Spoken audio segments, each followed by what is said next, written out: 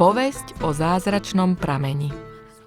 Andráš Harnóc nebol švárny mládenec.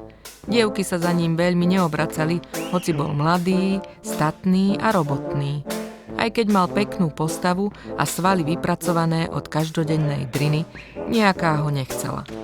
Totiž, keď sa naňho dievča zblízka pozrelo, zistilo, že Andráš je chlap rapavej tváre.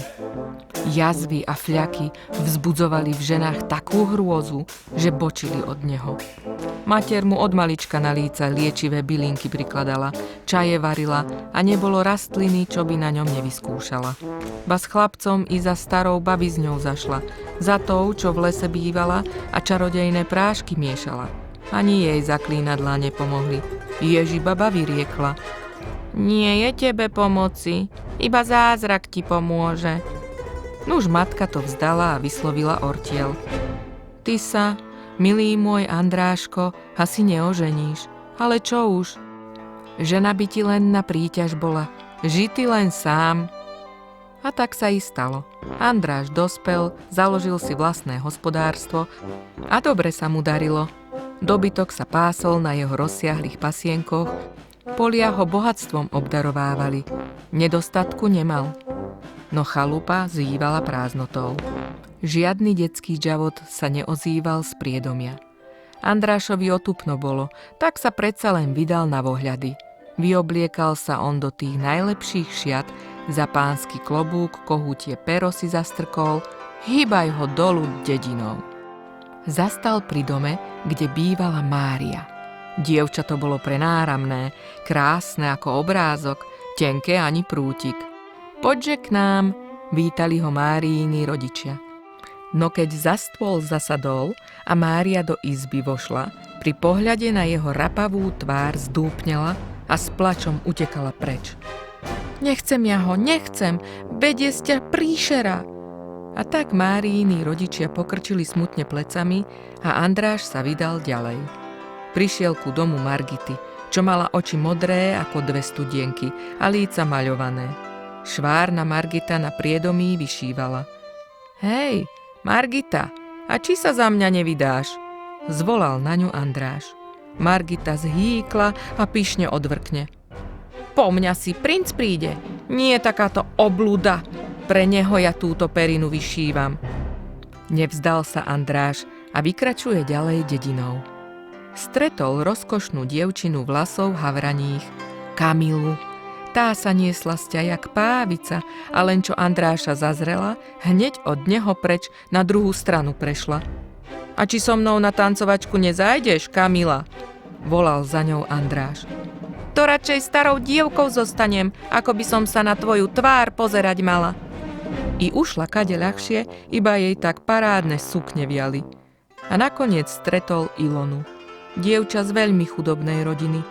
Bieda sa na jej vzraste podpísala, pohľad strápený, ani pekných sukien nemala. Ona a jej rodičia okopávali malé políčko, čo na ňom viac kamenia ako hliny bolo. Iloniny rodičia treli mizériu a keď bohatého Andráša uvideli, hneď sa preveľmi rozveselili a nabádali Ilonu. Ach, ženích ti ide. Chudobná Ilona zahodila motiku a plače. Radšej sa od hladu pominiem, ako by som mala bosk darovať na takúto ohyznú tvár. A s nárekom odbehla. Veru, vrátil sa Andráš domov s dlhým nosom. Pozrel do zrkadla na svoju tvár a rečie. Ani sa im nečudujem, dievkam. Príroda sa so mnou pekne pohrala. Ale čo už, dáko si už aj sám poradím. Prišlo leto a s ním aj veľké sucho. Dobytok nemal čo piť, všetko bolo smedné a bečalo, erdžalo, búčalo. Na krajinu dosadla hrozba z nedostatku vody. Ľudia bedákali a modlili sa, no Andráš sa nechcel tak ľahko podvoliť osudu. Rozhodol sa, že vykope studne a tak svoje hospodárstvo napojí. Pripravil si lopaty, vrtáky a poď ho do práce. Celé dni kopal a vodu hľadal, ale jednoduché to nebolo. Zem bola vyprahnutá do hĺbky, tak skúšal rôzne miesta.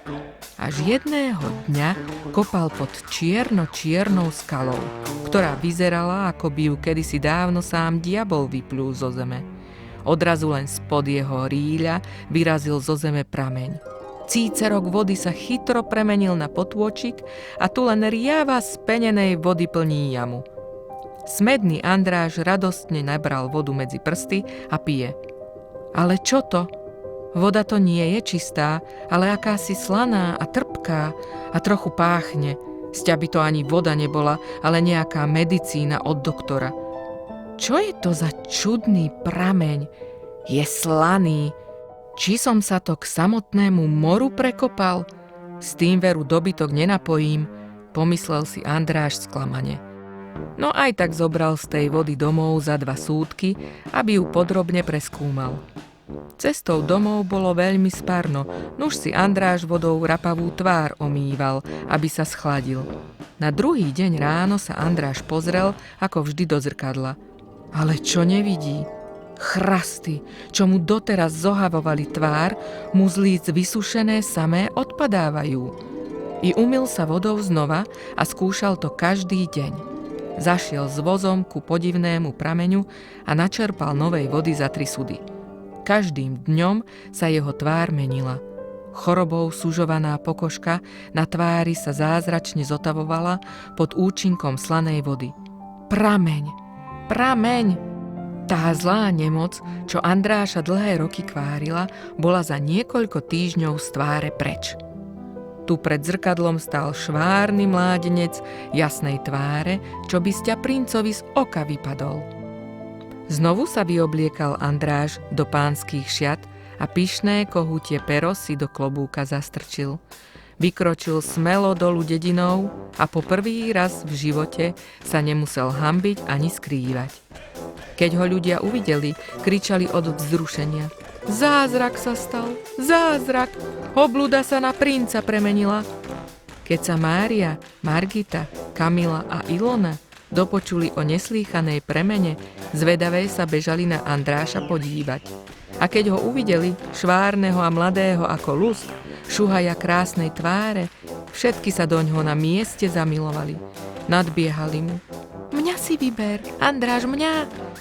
Darmo však sukňami krútili, modrými očami pohľady hádzali, darmo okolo neho tancovali sťa prútiky ohybné.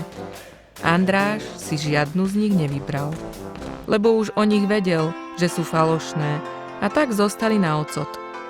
Podľa týchto márnotratníc však nazval zázračné pramene, ktorých ešte po niekoľko v okolí dediny vykopal.